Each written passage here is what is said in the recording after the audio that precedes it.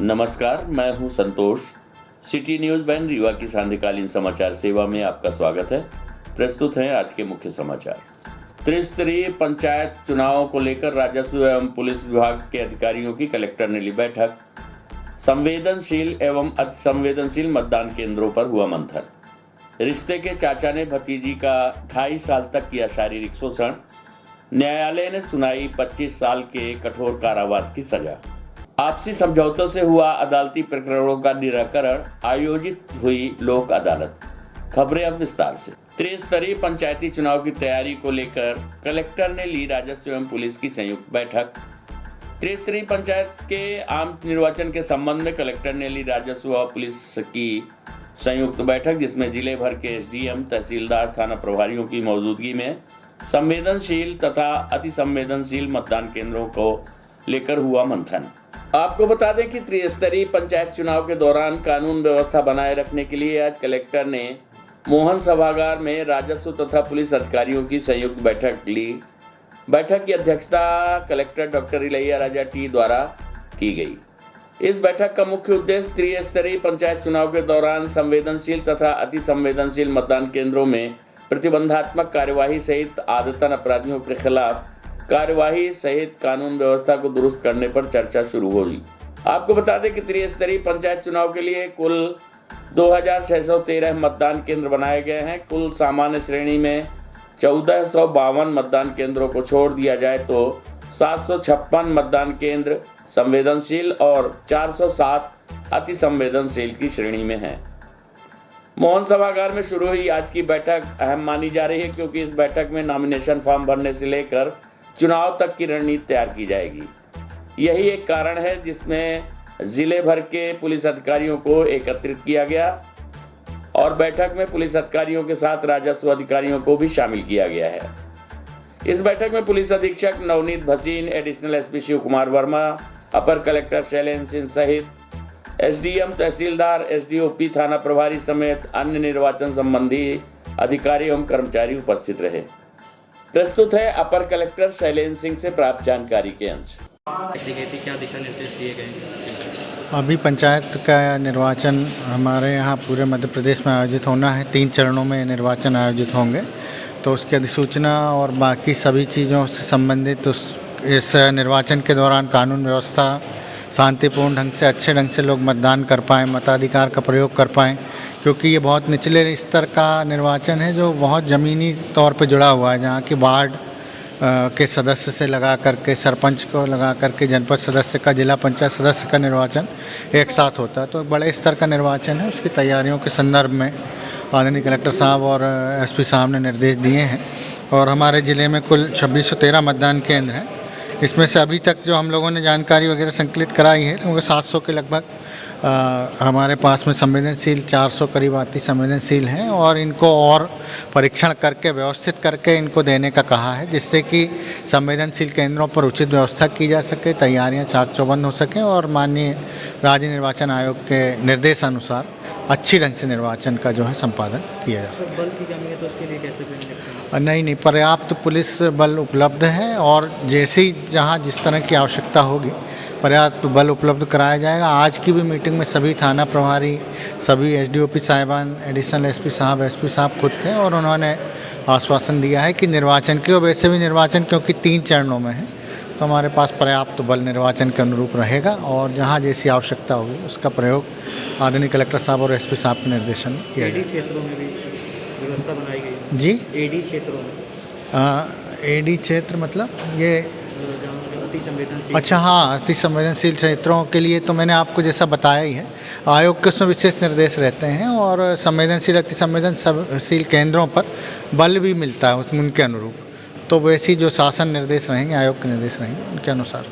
Student police cadet योजना केंद्रीय गृह मंत्रालय के निर्देशन में अन्य राज्यों सहित मध्य प्रदेश के जिलों में भी वर्ष 2018 से तथा पुलिस मुख्यालय भोपाल के आदेश दिनांक 27 अप्रैल 2019 के अनुसार रीवा जिले में भी वर्ष 2019 से योजना का क्रियान्वयन किया गया, जो प्रत्येक कैडेट को 2 शिक्षण सत्र तक प्रशिक्षण पूर्ण होने पर कैडेट को प्रमाण पत्र प्रदान किया जाता है।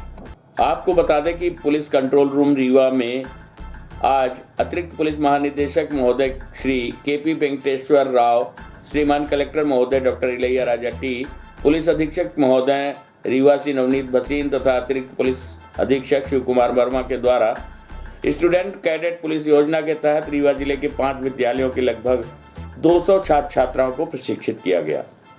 प्रशिक्षण के दौरान छात्र छात्राओं को थाने में होने वाली कार्रवाई के बारे में बताया गया, यातायात नियमों के बारे में भी बताया गया, नशा से दूर रहने, आसपास होने वाली आपराधिक घटनाओं के संबंध में तत्काल पुलिस को सूचित करने तथा जिन छात्र छात्राओं द्वारा 2 शिक्षण सत्र तक प्रशिक्षण प्राप्त कर लिया गया था उन्हें प्रशस्ति पत्र दिया गया। प्रशिक्षण के दौरान मार्तन क्रमांक 1, मार्तन क्रमांक 3, केंद्रीय विद्यालय 1, धोबिया टंकी गवर्नमेंट स्कूल के छात्र छात्राएं एवं शिक्षक उपस्थित रहे। प्रशिक्षण को लेकर छात्र काफी उत्साहित एवं रुचि दिखाई तथा नशा मुक्त रहने एवं नशा मुक्त समाज बनाने में सहयोग की शपथ ली। आपको बता दें कि इस योजना का मुख्य उद्देश्य आपराधिक मानसिकता, नशे की लत, स्मोकिंग, छेड़छाड़ व आवश्यक आसूचना संकलन के परिप्रेक्ष्य में योजनाबद्ध प्रयासों के द्वारा समाज में जागृति पैदा करना है।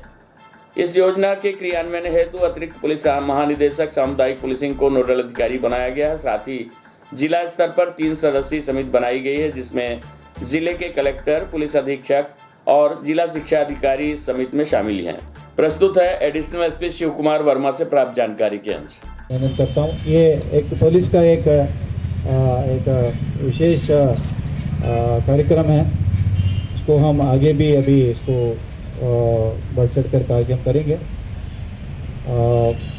जैसे कि एडिशनल साहब बताया कि पिछले दिनों से स्कूलों में आप लोगों को कुछ आपको मार्शल आर्ट भी सिखाया, आप लोगों को थाना विजिट भी करवाया, पुलिस स्टेशंस के बारे में, पुलिस वर्किंग के बारे में, पुलिस कैसे काम करती है उनकी योजना एक्टिवली हम लोग नहीं कर पाए, ऐसा एडिशनल साहब बता रहे थे। फिर भी आप लोगों ने, बच्चों ने इसको उसमें आप प्रोएक्टिवली पार्टिसिपेट किया। आप सबको बहुत सारी शुभकामनाएं। के विद्यालय के छात्रों के साथ बैठक की गई, क्या तो केंद्रीय गृह मंत्रालय द्वारा 2018 में पुलिस कैडेट योजना की शुरुआत हुई थी। इसी के तारतम्य मध्य प्रदेश शासन द्वारा भी 2018 में 19 में ये पुलिस कैडेट योजना शुरू की गई थी, जिसमें रीवा जिले को भी चिन्हित किया गया है। इसका उद्देश्य है कि बच्चों को आपराधिक मानसिकता से दूर रखना, नशे से दूर रखना, छेड़छाड़ और ऐसी बुरी आदतों से दूर रखना, साथ ही उनको जो सूचनाएं मिलती हैं आसपास अपने पड़ोस में, उन सूचनाओं से पुलिस को अवगत कराना, जिससे बदमाशों के विरुद्ध कार्रवाई भी की जा सके और उन बच्चों को एक अच्छा नागरिक बनाना। उस उद्देश्य के तारतम्य में रीवा जिले में करीब 5 स्कूलों से 100 बच्चों को चिन्हांकन किया गया था। इसमें 8वीं और 9वीं के बच्चे थे। इन बच्चों को 2 वर्ष के प्रशिक्षण के बाद में सर्टिफिकेट वितरण किया जाना था। ये उसी सर्टिफिकेट प्रमाण पत्र वितरण का एक प्रोग्राम रखा गया था, जिसमें हमारे DG sir, collector sir, SP sir इसमें पधारे हुए थे और सभी बच्चों को उन्होंने मोटिवेट भी किया, मार्गदर्शित भी किया और बच्चों को अच्छा नागरिक बनने के लिए, जिसमें नियम कानूनों का पालन करना, जिसमें खासतौर से ट्रैफिक का पालन करने के लिए एसपी साहब के द्वारा बताया गया, कलेक्टर साहब के द्वारा तो और बेहतर तरीके से उनको जीवन के आगे बढ़ने के लिए, सफल होने के लिए बताया गया और डीजी सर के द्वारा भी उनको बहुत अच्छे से मार्गदर्शन दिया गया। उन बच्चों को यहाँ सर के द्वारा प्रमाण पत्र प्रस्तुत दिया गया है। साथ ही स्कूलों के अध्यापकों को भी मोटिवेट किया गया कि वो और बच्चों को और अधिक सिखलाई जाए।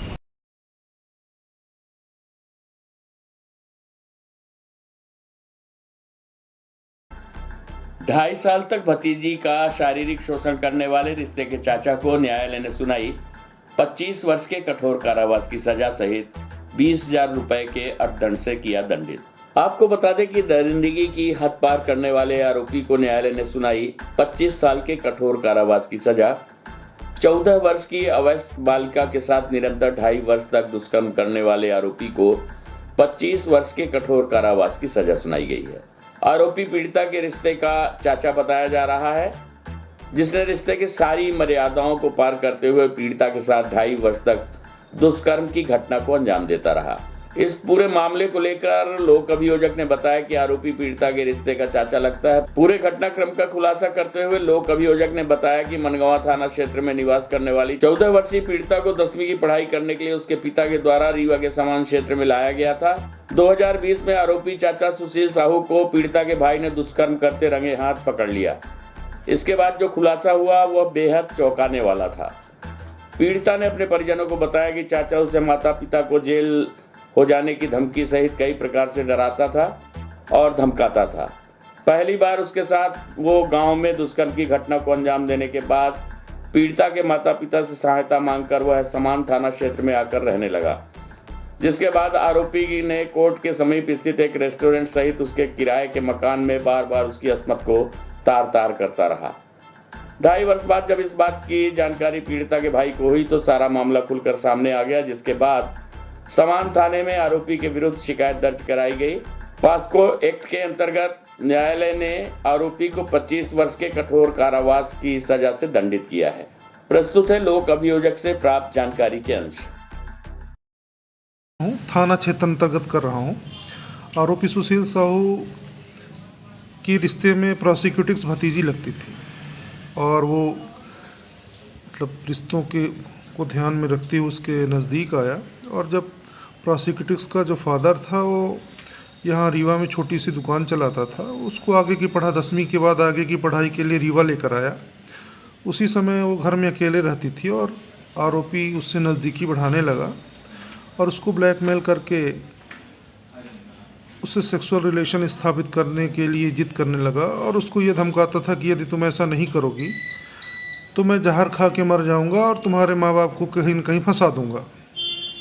तो प्रोसिक्यूटिंग्स की उम्र उस समय ज़्यादा नहीं थी, वो टीनेज की थी, उसको ये मालूम नहीं था कि क्या सही है क्या गलत है और उसके बहकावे में आकर के ब्लैकमेल हो गई। और आरोपी ने कंटिन्यूसली प्रोसिक्यूटिंग्स का शारीरिक शोषण किया और रीवा में ही भारत प्लास्टिक के ऊपर एक रेस्टोरेंट है, शुभकामना रेस्टोरेंट, जिसमें बहुत सारे केबिन बने हुए हैं और आरोपी वहीं पे अभियोक्त्री को लेकर के आता था और उस केबिन में उसका शारीरिक शोषण, उसके साथ जबरन उसका बलात्कार करता था। उसके बाद प्रोसिक्यूटिंग्स अपने माँ बाप को डर के कारण एक घटना के संबंध में नहीं बताती थी। 2020 में क्या हुआ, 5/11/2020 को आरोपी मौके का फ़ायदा उठा करके उसके प्रोसिक्यूटिंग्स के घर में गया जो समान थाना क्षेत्र अंतर्गत था और उस समय उसके फादर प्रोसिक्यूटिंग्स के फादर अपने गांव में थे और उसका भाई दुकान में था और उसके साथ जबरन शारीरिक संबंध बनाने लगा। उसी समय उसका भाई आया और भाई ने जब देखा कि आरोपी वहां पर मौजूद है और घटना के बारे में पूछा, तब प्रोसिक्यूटिंग्स ने उसे सारी बातें बताई कि 2018 से किस तरीके से आरोपी सुशील साहू उसका शारीरिक शोषण कर रहा है। तब उसके बाद समान थाना में इसके संबंध में FIR लॉन्च की गई और आरोपी को पकड़ करके उसका जुडिशियल रिमांड लेकर उसे जेल भेजा गया। प्रकरण में इन्वेस्टिगेशन पश्चात मामला कोर्ट में आया और कोर्ट में ट्रायल पश्चात कल दिनांक 10 तारीख को मेरे जो एविडेंस कराने और आर्ग्यूमेंट के बेसिस पे ऑनरेबल कोर्ट ने आरोपी को अधिकतम 25 साल के दंड और 20,000 रुपये जुर्माना से दंडित किया है। माननीय न्यायाधीश सुश्री महिमा कचवाहा, पॉक्सो न्यायालय रीवा।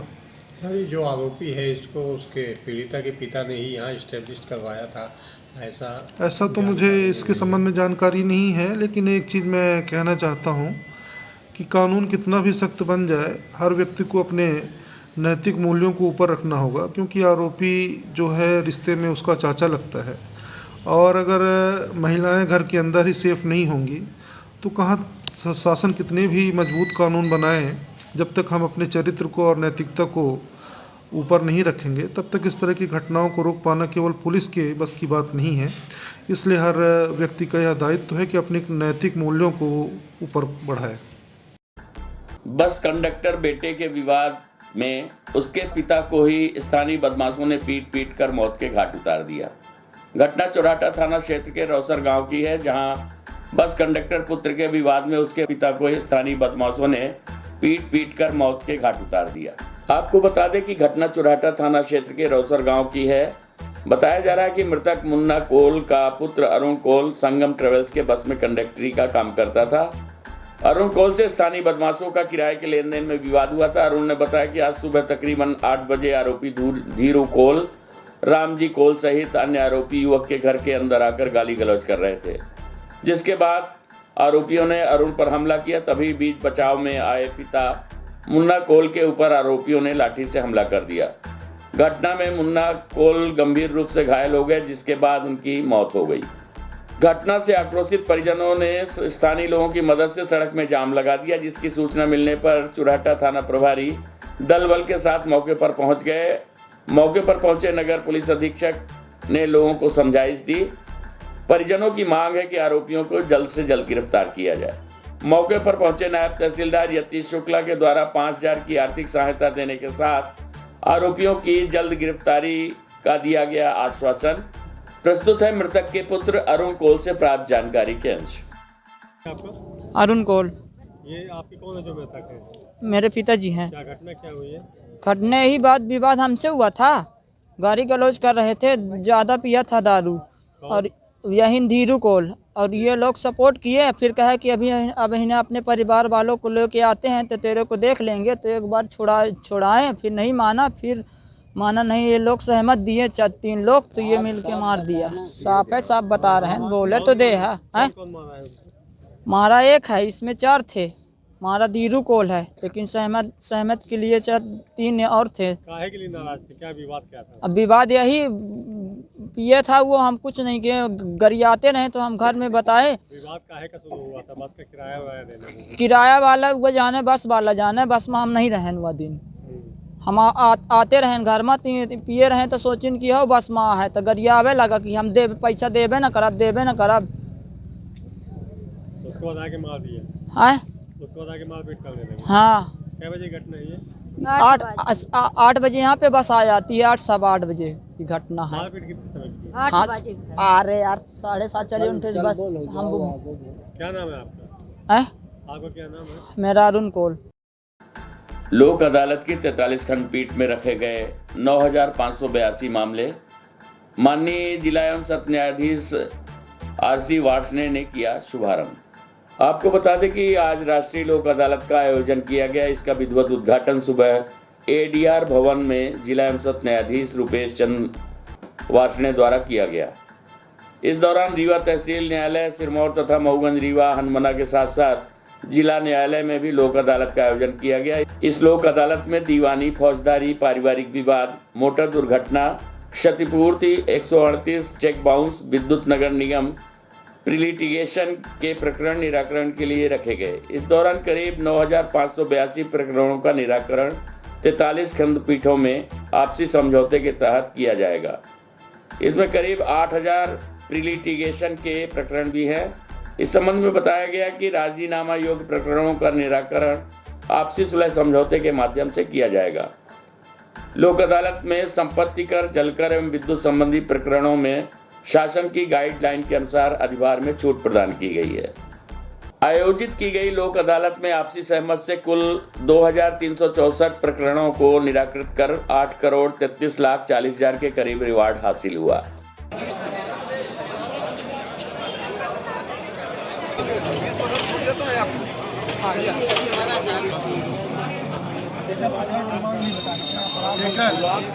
कितना जमा होगा?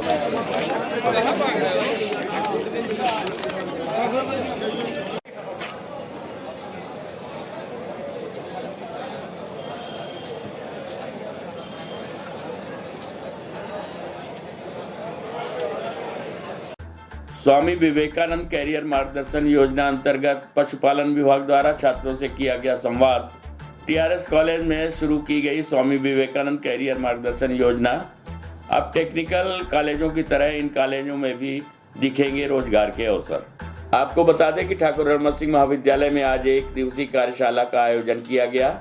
ऐसा पहली बार देखा जा रहा है जब इन कॉलेजों में छात्रों को रोजगार के अवसर बताए जा रहे हैं।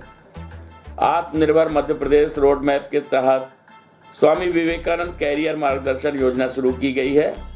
पशु चिकित्सा कार्यालय विकासखंड के संयुक्त तत्वाधान में आत्मनिर्भर मध्य प्रदेश रोड मैप तैयार किया गया है। आज पशु चिकित्सा विभाग के द्वारा आयोजित कार्यशाला में पशुपालन एवं डेयरी के क्षेत्र में रोजगार एवं स्वरोजगार के अवसर के बारे में छात्रों को जानकारी दी गई। आयोजन अवसर पर विशेषज्ञ डॉक्टर KP सिंह, उप संचालक doctor YP Singh, doctor Arunendra Shukla के द्वारा छात्रों को विस्तार से जानकारी दी गई।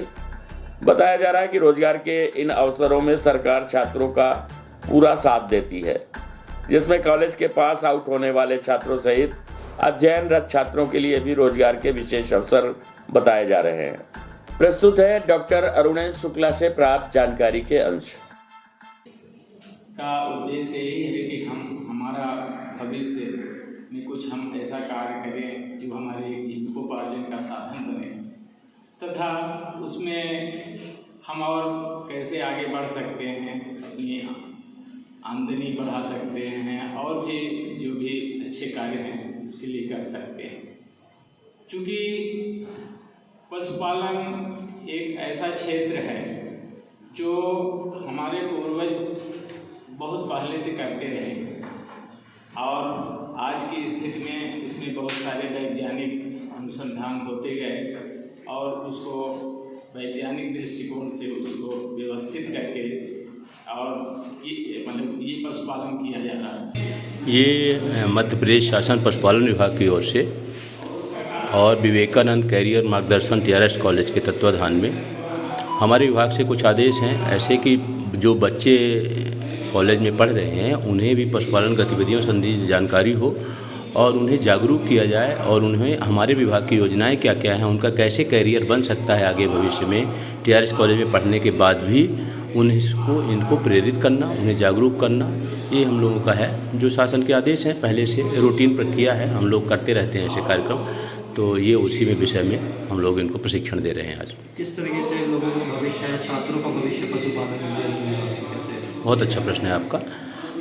ये जो अभी टेक्निकल कॉलेजों की तो बात अपन नहीं करते, पर जो नॉन टेक्निकल कॉलेज हैं जैसे ये कॉलेज हो गया, तो यहाँ पे भी बच्चे पढ़ते तो हैं पर दिग्भ्रमित रहते हैं। उनके स्वरोजगार सृजन की कोई नया क्षेत्र अवसर उनको नहीं दिखता है कि करें क्या, जैसे डिग्री करके निकलते हैं।